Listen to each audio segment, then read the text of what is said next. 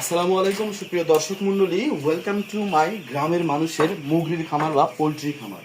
দেখতে পাচ্ছেন এই হচ্ছে আমার মুগরির খামার। তো এই মুগরির খামারের আজকে গুরুত্বপূর্ণ কিছু বিষয় দেখাবো। আপনারা দেখতে পাচ্ছেন এই যে এখানে খাবার শেষ হয়ে গেছে, খাবার দিচ্ছি। মুগরির খামারে খাবার শেষ হয়ে গেছে, খাবার দিচ্ছি। এই যে দেখতে পাচ্ছেন মুগরির বস্তা খাবার খোলা হয়েছে। এটা কিন্তু এখন আমাদের বাচ্চার বয়স হচ্ছে 7 দিন।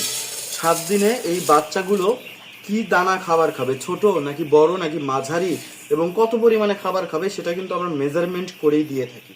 এই যে পানির পট ফাঁকা হয়ে গেছে, দেখতে পাচ্ছেন একেবারে পানির পট শূন্য, পানি দিতে হবে।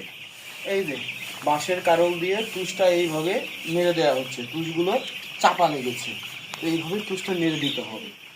এই যে এখন পটগুলো এভাবে ধুয়ে খুলে ভালোভাবে পরিষ্কার করে এখানে ওষুধ মেডিসিন বা বিভিন্ন মুরগির বাড়তির জন্য, রোগ প্রতিরোধ ক্ষমতার জন্য যে মেডিসিনগুলো ইউজ করা হয় সবগুলো কিন্তু পানিতে ইউজ করা হয়।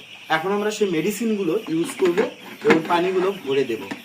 তো সুপ্রিয় দর্শক মণ্ডলীরা, আমরা এতদিন দেখাইছি আপনাদের গরুর বিভিন্ন রিলেটেড, গরুর রোগ বালাই, গরুর জাত উন্নয়ন ইত্যাদি বিষয়ে। কারণ আপনারা জানেন আমি আলামিন, আমেরিকান ডেইরি এআই কর্মী, বগুড়া জেলা নংমুলা ইউনিয়নের। তো আমার এর পাশাপাশি রয়েছে পোলট্রি খামার, যেখানে 1000 থেকে 1200 পর্যন্ত ব্রয়লার মুরগি আমি পালন করে থাকি। তো এই ব্রয়লার মুরগি সম্পর্কে খাবার, লিটার, তুষ, বায়োসিকিউরিটি এবং ব্রুডিং, হ্যাসিং বিস্তারিত তথ্য যদি আপনারা এর পরবর্তী থেকে আমার কাছ থেকে জানতে চান, তাহলে অবশ্যই কমেন্ট বক্সে কমেন্ট করবেন। তাহলে এর পরবর্তীতে আমার গরুর ভিডিওর পাশাপাশি আপনাদেরকে এই মুরগির ভিডিওগুলো বা মুরগি কীভাবে লালন পালন করতে হয় এই ভিডিওগুলো ইনশাল্লাহ আপনাদের সামনে আনবো, আপনাদের উপকারে আসবে ইনশাল্লাহ আশা করি। তো অবশ্যই আমার চ্যানেলের পাশে থাকবেন এবং কমেন্টে জানাবেন।